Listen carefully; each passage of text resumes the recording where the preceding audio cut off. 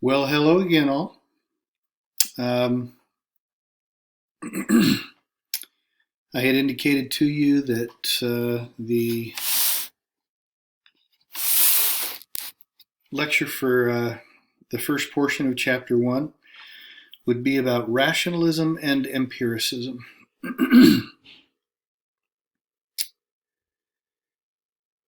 First of all, let me repeat something I mentioned during the orientation video. We're going to talk about philosophy first. Philosophy is going to lead us to psychology.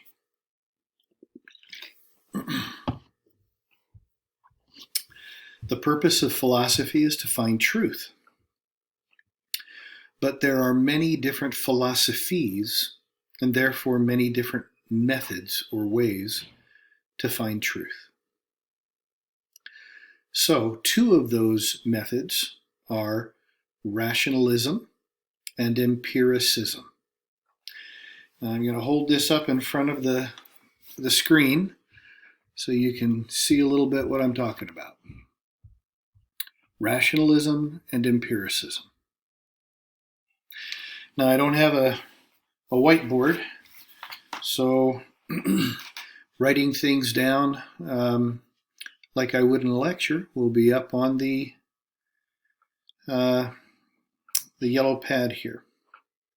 So, under number 1, we're talking about the purpose of both rationalism and empiricism. So, both rationalism and empiricism are methods of finding truth. So, their number 1 is exactly the same. Method of finding truth. Okay? And you need to understand that both rationalism and empiricism are opposites of each other. They're absolute opposites. So, rationalism does not believe at all in empiricism, and empiricism does not believe at all in rationalism. So they create a dichotomy. And here it is again. The number 3s are the exact opposites of each other. Okay? But now we're going to discuss what both rationalism and empiricism are. So, rationalism is a method of finding truth. Therefore, it is the use of thought to find truth. And what we mean by thought is that it's the use of logic, reason, and it's the understanding that this is an internal process. It's what goes on in our thinking. It's an internal process. It's the use of logic, linear logic. If A equals B and B equals C, then A must equal C. It's the use of reason, abstract thought, judgment, and other aspects of linear logic.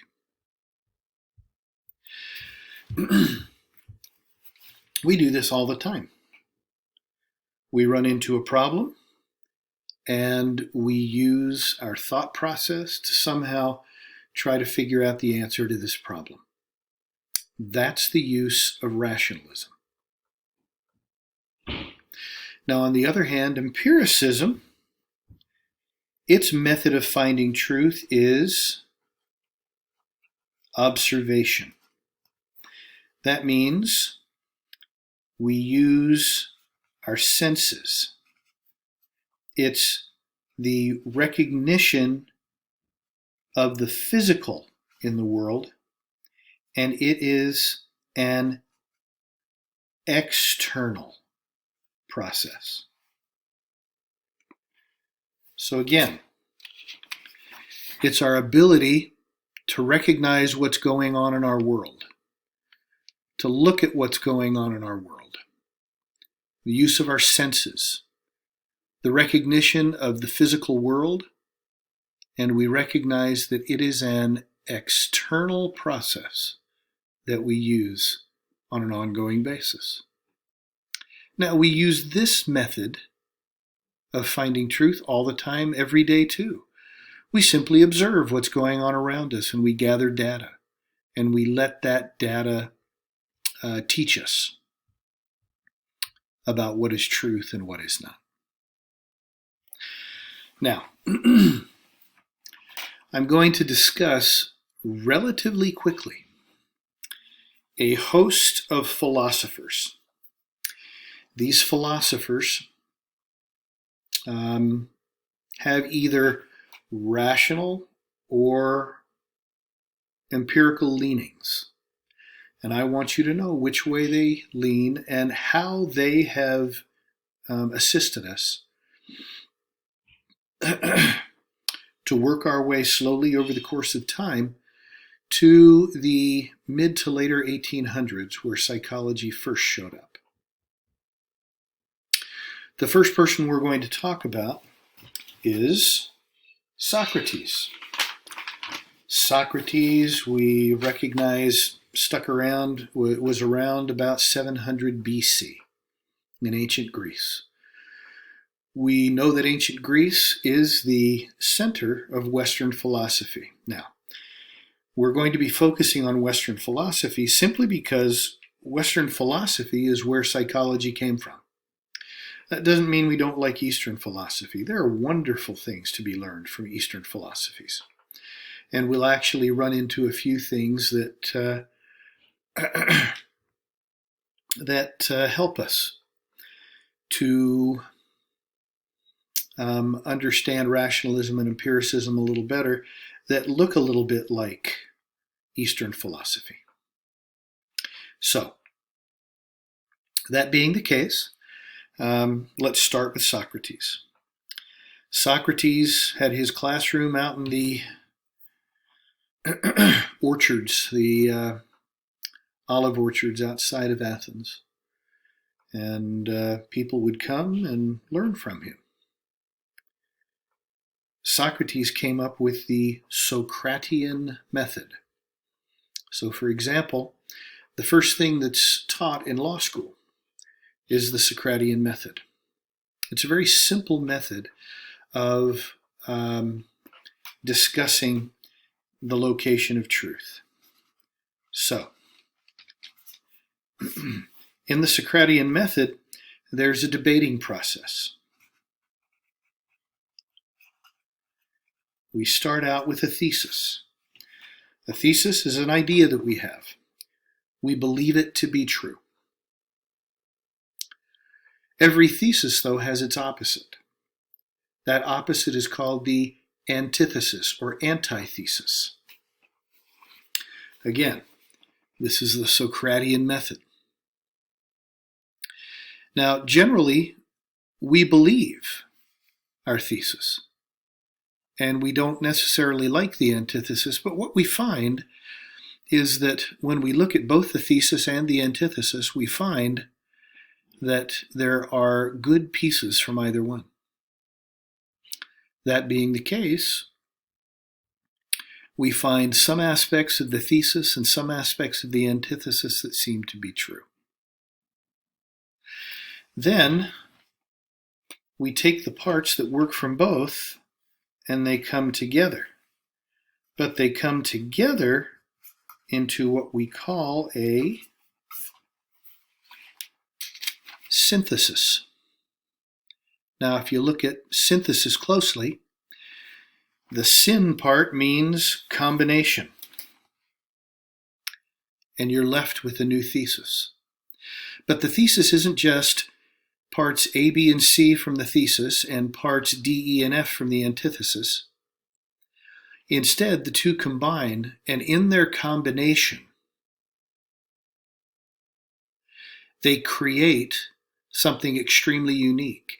And that which they create, which is extremely unique, is called the thesis or the synthesis, which on its own is now a new thesis. Therefore, now we have a new thesis, and that thesis has its very own antithesis. Those two concepts come together and create a new synthesis, which creates its own thesis, which then you have another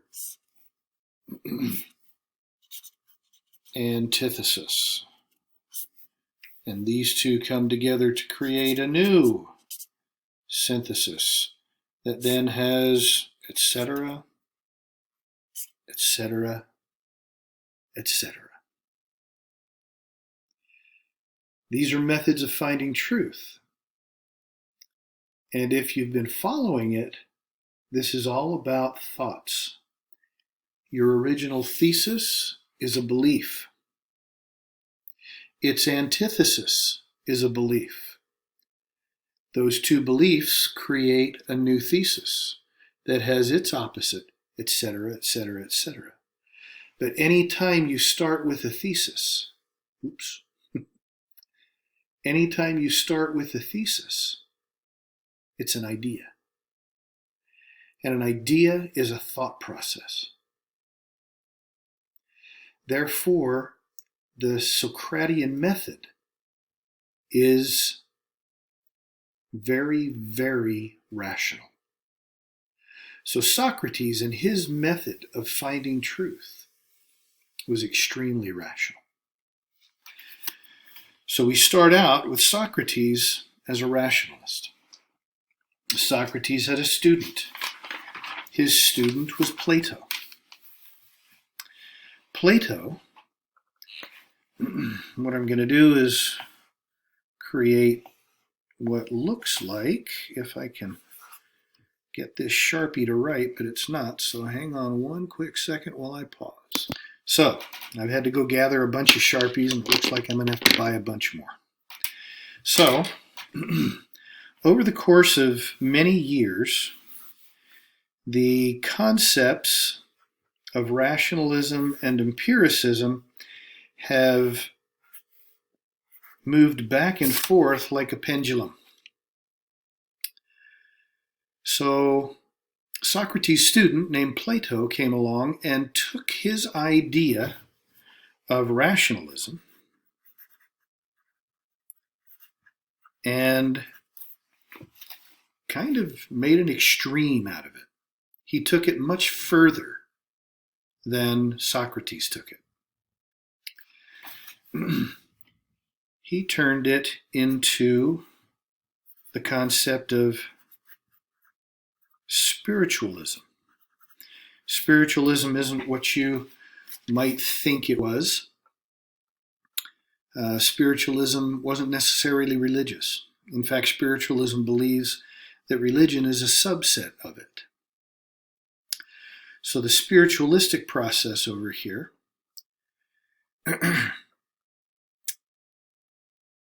Plato considered nothing of physical representation to be of value. Now, I know that sounds a little strange because in our world we generally need quite a bit of physical proof.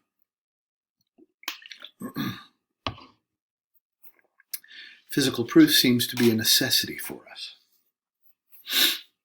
Oh, and by the way, what we're following right now is the study guide for Chapter 1 that is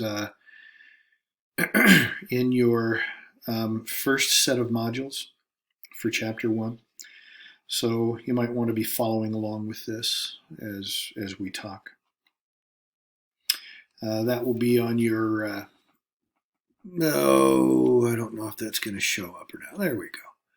That's you'll find that on your canvas. Okay.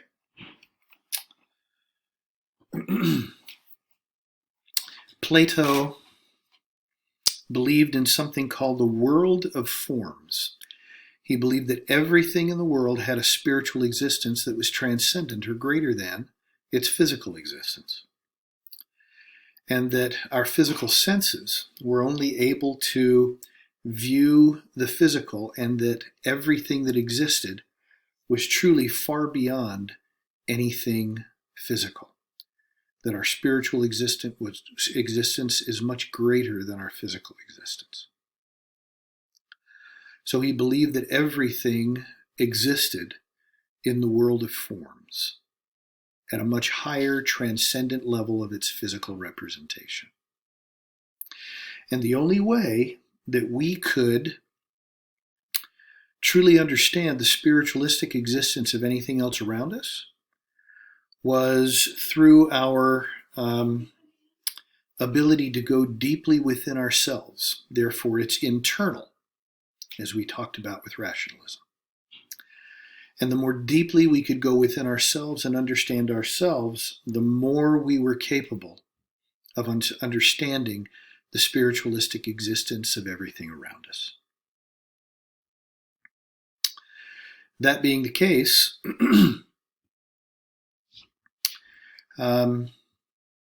many people think Socrates went to quite an extreme, and he probably did.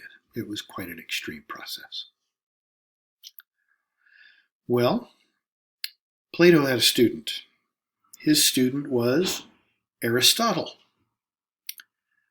I like to call Aristotle the Popeye of his time, because in my mind, Aristotle said one of Popeye's old statements. I mean, he didn't really say it. That's all I can stands, and I can't stands no more. Meaning, he felt like things had gone just too far. That there is a physical existence, that we can't deny the value of a physical existence. And so it was Aristotle at about 500 BC who swung this pendulum back towards empiricism. Now, you may look up Aristotle.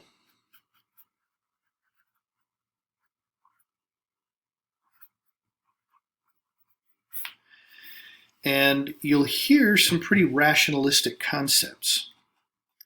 But that's because he was taught by a bunch of rationalists. But what he came up with was a very interesting trade. As he moved things toward empiricism with his ideas, he came up with his 4 principles of truth. And his 4 principles of truth, if you look at them very, very carefully, seem to look exactly like the first 4 principles of the scientific method. And what are the first 4 principles of the scientific method? Well, number 1 is hypothesis. Well, hypothesis sounds like a thesis, and it actually is. So it's an idea that you have, but not just that you reason yourself through.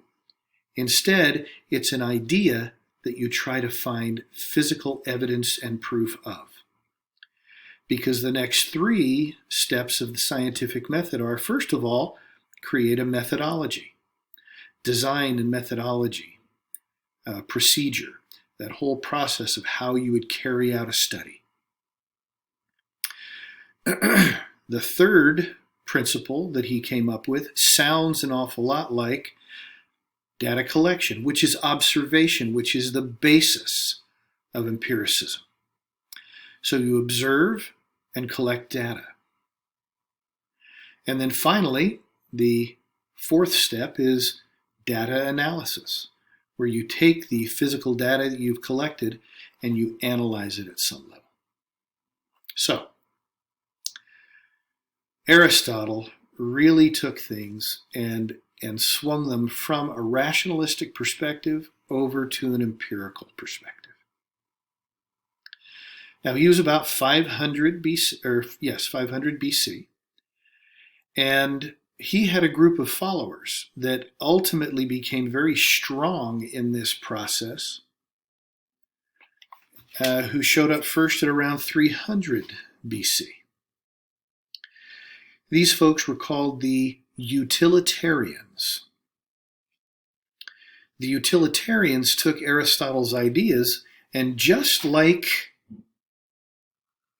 Plato did with Socrates, they took Aristotle's ideas to an extreme.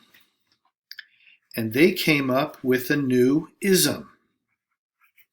And their ism was materialism. They believed that the individual with the greatest knowledge, the greatest wisdom, was the individual who had the greatest amount of physical experience. Eat, drink, and be merry, for tomorrow we die. Therefore, the person who has the greatest experience has the greatest fund of knowledge. Therefore, if they have the greatest fund of knowledge, they have the greatest wisdom. Of course, that concept of materialism,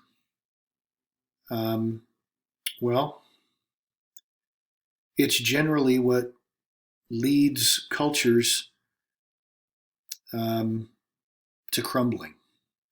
And that's what it did with Greece. It led them to crumbling. And about 300 BC was actually the start of the Roman Empire.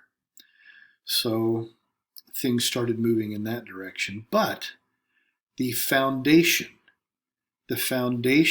of Western philosophy was set in ancient Greece between rationalism and empiricism, of course, with their extremes up to spiritualism on the other side. So, there's where we get our start. Then, with this timekeeping process, we end up with zero. Now, what's zero? Zero is the advent of Christianity.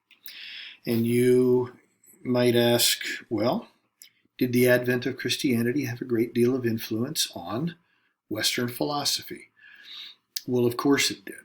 An incredibly large influence on Western philosophy. Because Christianity was the only philosophy forever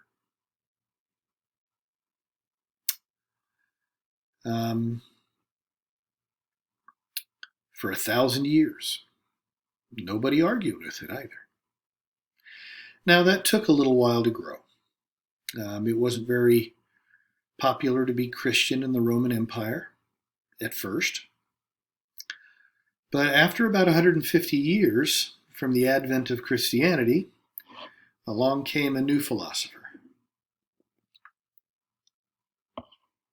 Those who have done their catechism would know him as St. Augustine. Augustine did something very interesting. Now, this is supposedly from the writings of Augustine. Nobody has the actual writings of Augustine anymore. He was around at 150 AD. That's 1,870 years ago. So nobody has his physical writings any longer. But we do have the writings of some people who say that they read the writings of Augustine. So it's secondhand, but take it for what it's worth. Augustine said he took Christian doctrine and mixed it with Neoplatonic thought. Therefore, he took ideas of spiritualism over here, and he combined it with Christian doctrine and came up with what he called Christian dogma. Now, the word dogma doesn't tend to be used very positively. Usually a person who's dogmatic is seen as an individual who is extremely rule-bound, and so overly rule-bound that it seems absurd. But every philosophy has a dogma. That means every philosophy has a set of behaviors that define how an individual should behave if they believe in that philosophy. That means that anarchism has a dogma. Does everybody know how an anarchist is supposed to behave? Well, of course we do. Anarchists are supposed to behave with anarchy. So literally every philosophy has its own dogma or its own behavioral expectations. Neoplatonic thought was simply taking old Platonic thought, that idea of spiritualistic existence, and combining it with Christianity, which Christianity already had a strong foundation in spiritualistic concepts. And it brought them together. And that was the only way to think in Western culture for over 1,000 years. And people didn't fight this process. It stayed very, very rationalistic for 1,000 years. And the Augustinians had great power in the Catholic Church. And the Catholic Church had great power among all governments in Western culture, in all of Europe. And recognize that once the Roman Empire fell, the beginning of the next empire was called the Holy Roman Empire, begun by Constantine, 325 AD.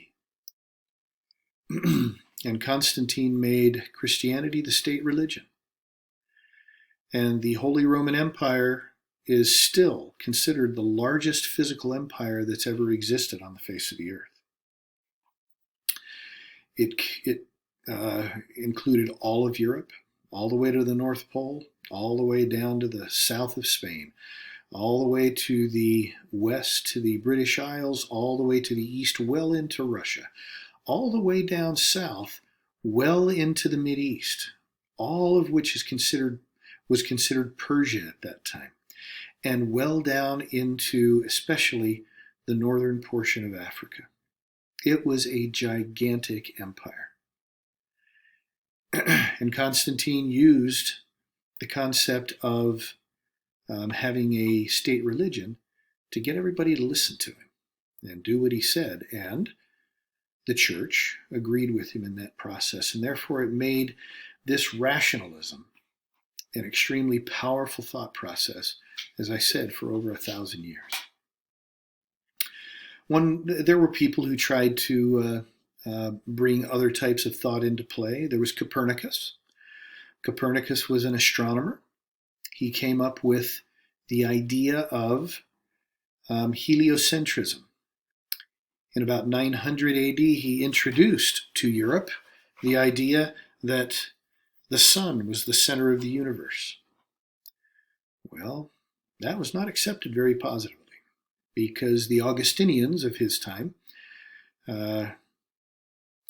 did not agree with him. In fact, they believed about a three-step set of linear logic that really can be shown as extreme human arrogance. Now, their first concept, generally most people agree with, not everyone, but the idea that deity is the greatest of all. And their second step may be a bit incorrect. That is, the greatest creation of deity, of course, was us human beings. And where is us human beings? Well, we're here on Earth. Therefore, Earth must be the center of the universe. I mean, do you hear that linear logical thought? Well, maybe it wasn't so darned linearly logical. But that's what they believed. And they went to Copernicus and said, "Hey, Copernicus, you sure you want to believe this?" And Copernicus said, "You know what, guys? I think I was wrong here. Take my books, burn them." And then he quietly and secretly wrote those books again, which actually are now in those hermetically sealed vaults underneath the Vatican right now, that gave value to his beliefs. Well, nobody still considered with much, arguing with much, until about 1150 AD. At 1150 AD, And by the way, Copernicus was an empiricist. How did he learn that the sun was the center of everything else? Well, he gazed into the heavens and he found other planets and realized that they were all rotating around the sun in a certain fashion. He did that through observation. So he was very much an empiricist. Now, the Holy Roman Empire, Constantine, he wasn't an empiricist or a rationalist. He was a politician. So we're not even going to give him the label of empirical or rational. He just used what was available. But, like I said, about 250 years later, along came Thomas Aquinas, St. Thomas Aquinas. He was a monk in Avignon, France, I believe. And he believed in education.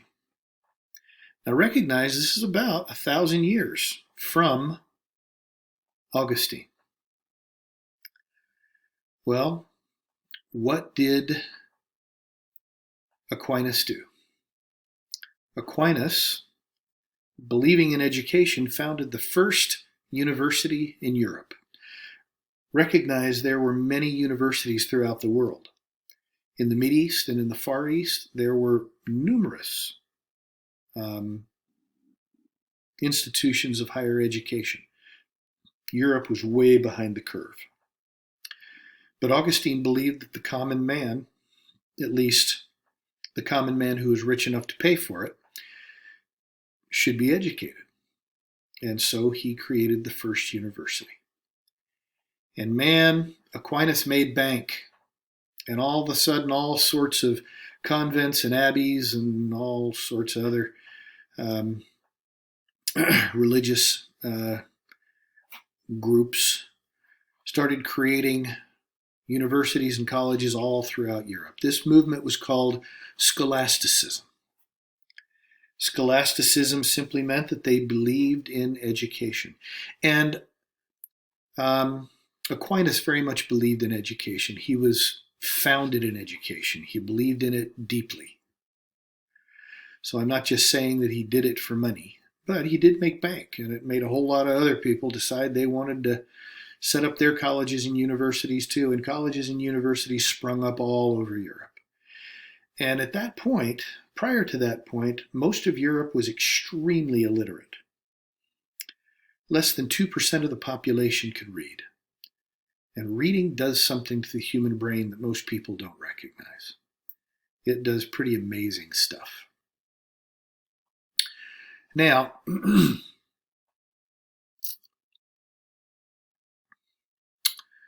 following Aquinas, though, and recognize that whenever a college or university comes into play,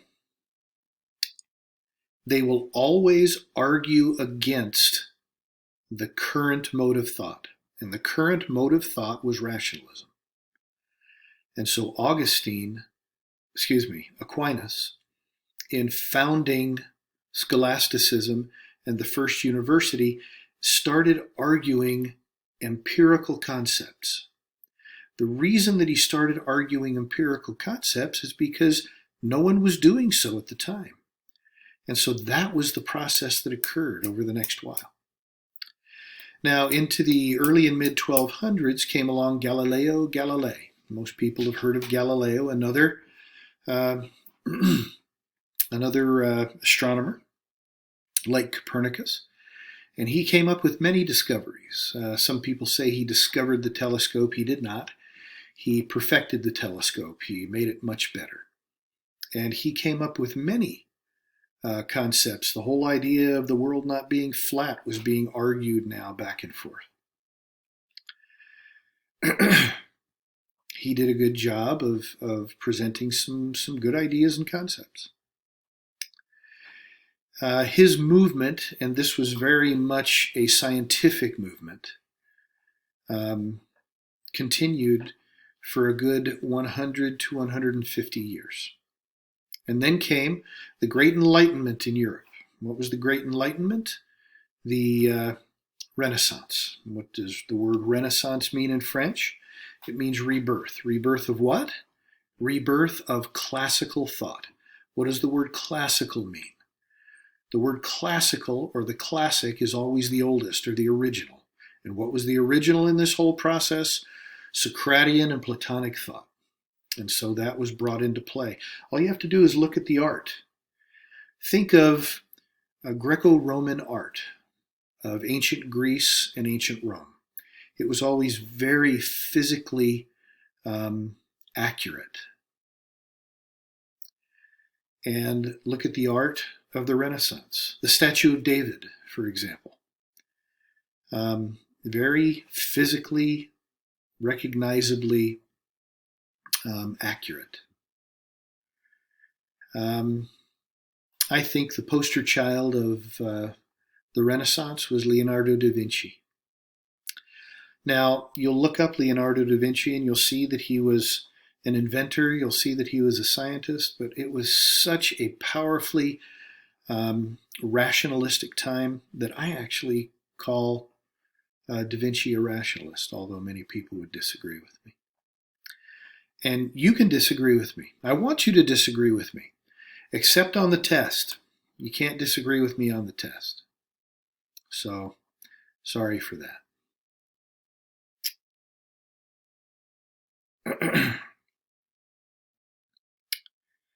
Following the Renaissance, which again was a pendulum swing back toward rationalism. Again, we came into an extremely scientific time. And the person we recognize in this extremely scientific time, moving us back toward empiricism, was Sir Isaac Newton. So, what did Sir Isaac Newton do?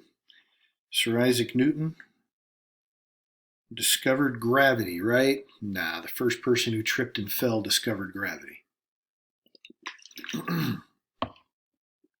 What Newton did is he came up with the whole concept of physics. And physics, you recognize, is the basis of understanding the forces in the physical world. And if it's the basis of understanding the forces in the physical world, well, that sounds pretty empirical. And it did for him too. What's the myth? The myth is that Sir Isaac Newton was sitting under an apple tree and an apple bonked him on the head. So what's that tell us? That tells us that something physical had to happen to Sir Isaac Newton for him to come up with the idea of gravity and then come up with all the concepts behind it. Now, was he totally an empiricist? Well, of course not. No one can be a total empiricist. No one can be a total rationalist. But, and the reason I say that is because he needed to come up with brand new ideas in mathematics to create this whole explanation of the physical world. Well, what's math, rational or empirical? Math is remarkably empirical. What does that mean? I'll ask you a simple question. Define one. Now, most people start by saying, well, a singular thing. Well, no. Singular stays with one. But the moment you say a singular thing, you've all of a sudden brought it into the physical world. The concept of one only exists in your head. It doesn't exist in the real world. Math doesn't exist in the physical world. You can apply it to the physical world like an engineer does. But the moment you apply it to the physical world, then it becomes problematic. It's no longer rational. It becomes an empirical thing. But now recognize Newton came up with calculus. Newton should have died before he came up with calculus. Calculus is horrible. But he came up with calculus for the purpose of describing the physical world. So everything he did was about physics. He was very much an empiricist. Now, Newton was around in the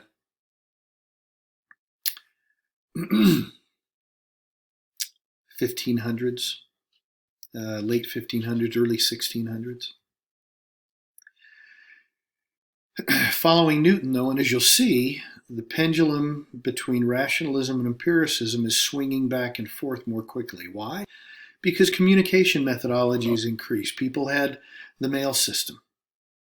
They were able to communicate with other philosophers, and therefore things started moving back and forth a whole lot more quickly over time.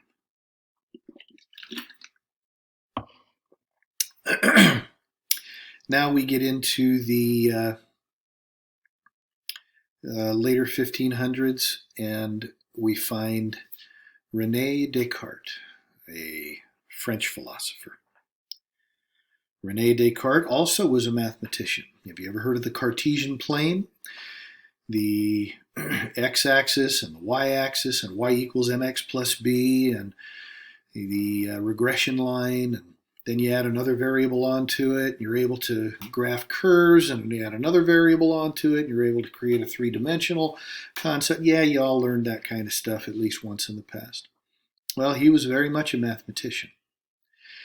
And although he was simply a mathematician, doesn't make him a rationalist. But his famous statement that have been attributed to many other people actually is what makes him a rationalist. His famous statement is, "I think, therefore I am." In other words, his ability to reason defines his identity, his existence. That certainly makes him a rationalist. Well, following him, well into the later 1600s and early 1700s, were a group of three philosophers, John Locke and John Mill and John Stuart Mill, but we'll just stick with John Locke. John Locke, actually, there are large chunks of quotes of John Locke's that make up both the Declaration of Independence of the United States and the Constitution of the United States. And when Thomas Jefferson penned those documents, he made it very clear that he was taking those statements from John Locke and putting them into those documents that were the foundation of the United States of America. You know, all that business about everybody being able to be happy and us having all those freedoms, those were ideas of John Locke that were occurring in England well before the Revolutionary War.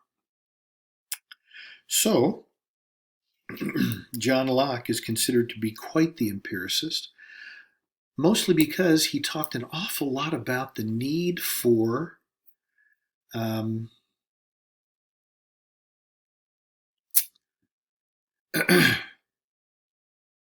land. Locke and his friends talked about the idea of law defending a person's right to own land. Why? Because if you owned land in Europe or in England at that time, you were able to vote. And if you were able to vote, you could vote for the House of Commons or the House of Lords, which look an awful lot like our House of Representatives and our Senate, which is where they got it all from. You had to own land, and therefore the king couldn't just be able to take it from you. Therefore, all of this physical possession and all of these ideas about being able to maintain our physical possessions were some of the foundations of John Locke and his friends. Very empirical. And that led up to the early 1800s. And in the early 1800s, we run into Charles Darwin. Charles Darwin, well, If Charles Darwin isn't an empiricist, then nobody is.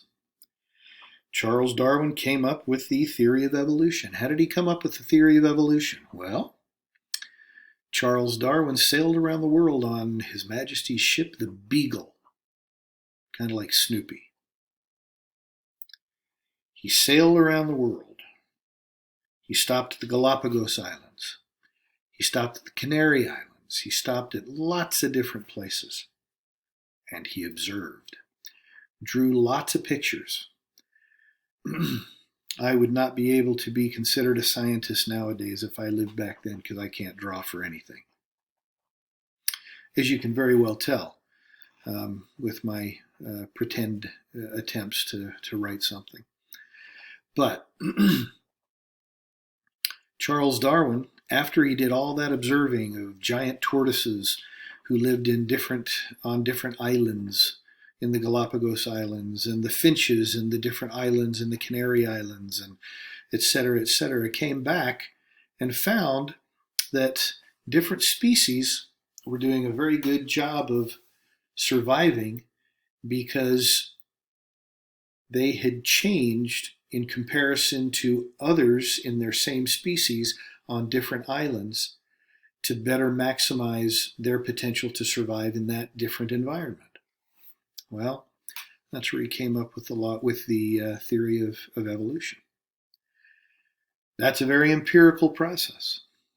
Now, we finally get to psychology.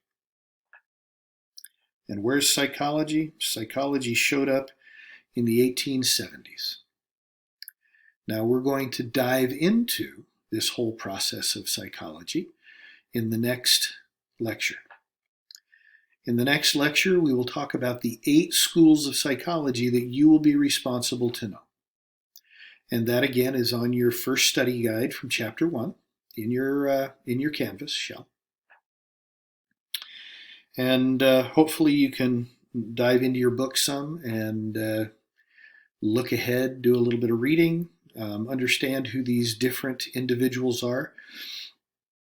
Most of them you'll find in your book. 1 or 2 of them you might not. But we will learn about them. And who's the father of psychology? Well, if I were to ask that without you looking at the book or looking at any study guide, almost everyone would say Sigmund Freud. Well, Sigmund Freud wasn't even around until at least 20 years after the father of psychology. The father of psychology was Wilhelm Wundt, W-U-N-D-T. He was an Austrian theorist, and we will talk about why he was the father of psychology and not Sigmund Freud. We'll start with his school of psychology called Structuralism. And that should take us to the next place on the study guide. At this point, we've covered quite a few different theorists and whether they were rational or empirical and why. And that will be the end of the lecture for today. So we'll see you in a couple days when the next lecture will be made available to you, and look forward to chatting with you some more about psychology. Thanks an awful lot. Hope the technology is working out correctly. I certainly hope it is. If it's not, we'll have to do some scrambling to figure out how to do it. But again, like I say, I've got some wonderful people supporting me behind the scenes, and hopefully we'll be able to make that happen. Thank you very much. Talk to you later.